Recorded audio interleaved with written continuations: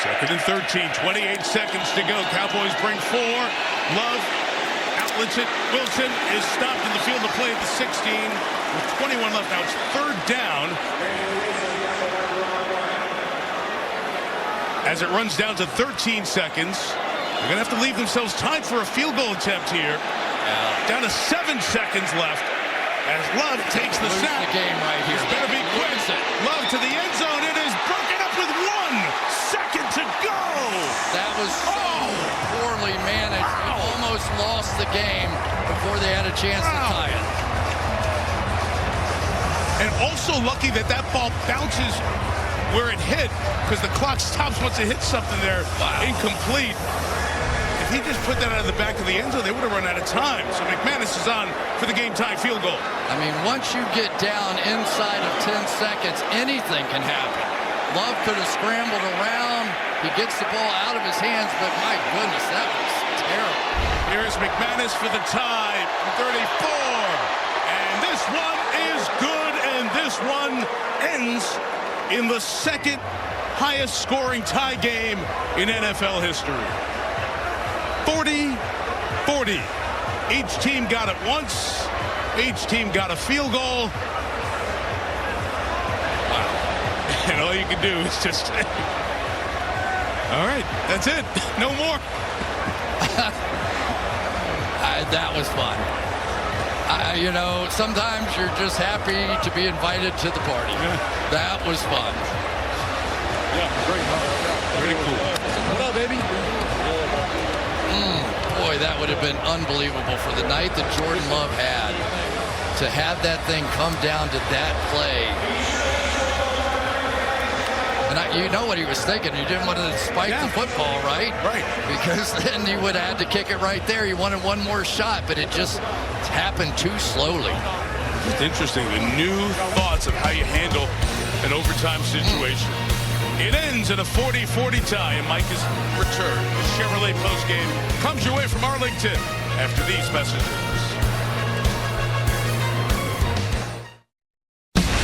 Welcome to the Chevrolet postgame. Here now, Mike Tirico. 1964, the Boston Patriots and the Oakland Raiders played a 43-43 tie. That's the highest scoring tie game in league history. This is the second highest scoring tie game ever. 40-40 it ends here in Arlington tonight. Brandon McManus with the field goal at the end of regulation and overtime in the tie. Both quarterbacks very good on the night. 3 touchdowns and no picks. There are players of the game. First, Melissa with Jordan Love. Jordan, have you ever been part of a game that ended in a tie? No, I have not. First time. So what positives can you take from this? You know, I think we did a lot of good things on offense. I think, you know, at the end, it turned into a shootout. You know, both teams were going down scoring, and we were able to keep answering. And it sucks to end a game in a tie, though, end it this way. But still some positives and still some stuff to clean up. You talked about the end. Tell us about that one throw into the end zone that you had 1 second left on the clock. Yeah, we tried to run, you know, a no-huddle play on the ball and take a shot right there. And, you know, they covered it really well. So we were left with 1 second, be able to kick the field goal tied up. You know the big storyline coming into this game was Micah Parsons' return to Dallas. Was that on everyone's mind? I mean, how much emotion was attached to that? Yeah, I think we all knew how much this game meant to him coming back here to Dallas. And obviously, we all want to go out there and do our thing and get this win for him, but not only for the team as well. So, you know, I'm sure there's a lot of emotions in it for him. Jordan, thanks. Yep, thank you. All right, Melissa, this was post-game. Dak Prescott and Micah Parsons. Parsons credited for that one sack, the lone solo tackle he made, and it really saved a touchdown running for Prescott. Here is Dak now standing by with Melissa. A lot of emotions in this one, Dak. You came over with a smile. What were your emotions? Trying to wrap my head around a tie. 1 second left on the clock. Felt funny. It was a great game, great competition. That's why you got to love Sundays. Great job by them. Great job by us competing. Wish we would have came out to win. Yeah, what positives can you take from this about the team? Yeah, so many. Just being resilient. Obviously getting another high-scoring shootout offense. Just stayed focused. We're able to have each other's back. I mean, obviously defense didn't let them score there and, you know, kept it to a tie, but a lot to build from.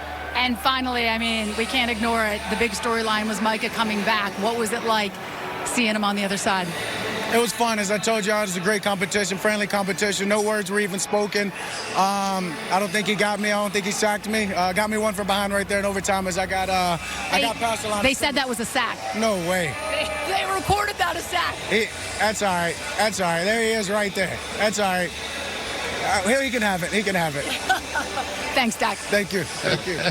Kind of fits the story of the night. If you're wondering, for statistical purposes, if the quarterback's scrambling and there's no gain, it is credited as a sack. So that is not like it's a judgment call. It was ruled no gain, so that was why it was a sack. It was a strange night in so many ways. The defensive 2 points, the flips, the offense, but the last play was almost a disaster for the Pack. I'm telling you, it was, these two quarterbacks were so good tonight.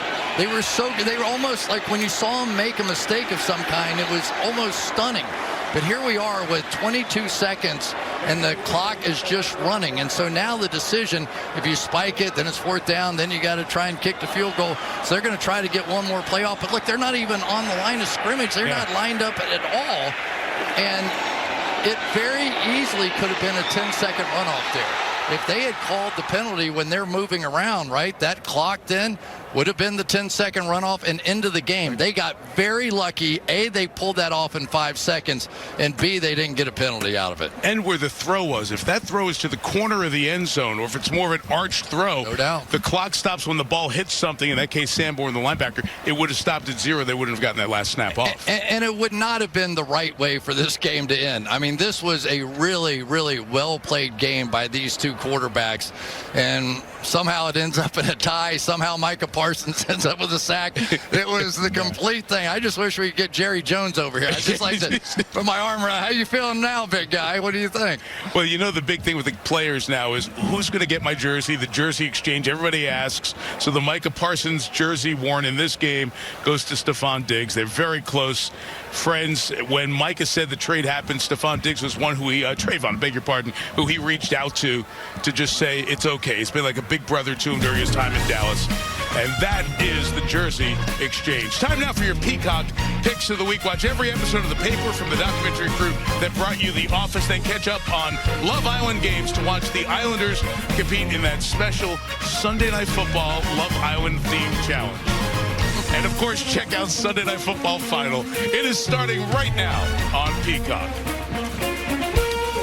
And for those of you staying with us, we're going to look ahead to next Sunday night in Orchard Park, but also the Chiefs and their return to strong performances after this.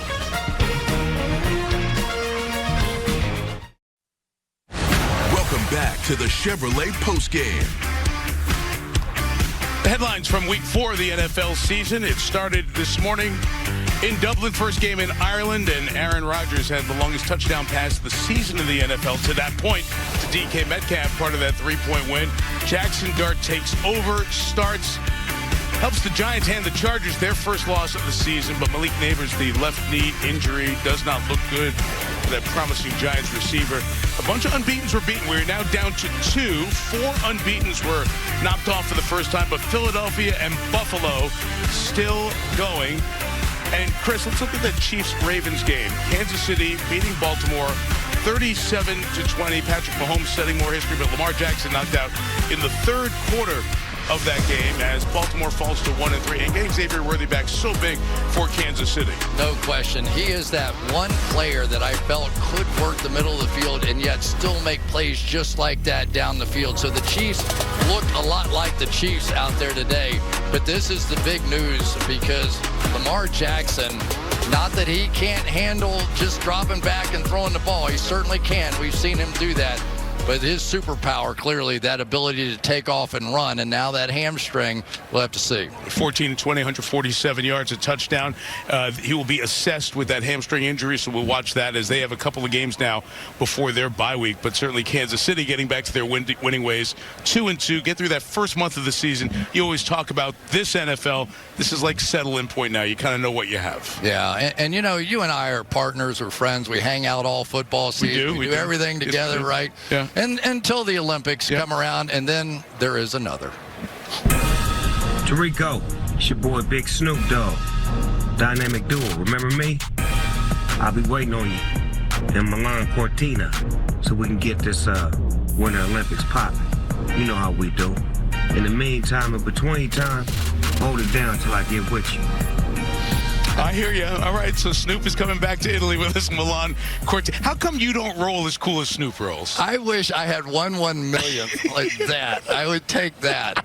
We're so happy to have Snoop back with us at NBC. Announced tonight he'll be part of our coverage of Milan Cortina. Again, we look forward to that coming up, and it'll start Super Bowl weekend. Next weekend, we are in Orchard Park for the Bills, one of the 2 undefeateds in the league, taking on the New England Patriots, who look great. We'll have Chris's thoughts on that one when we come back.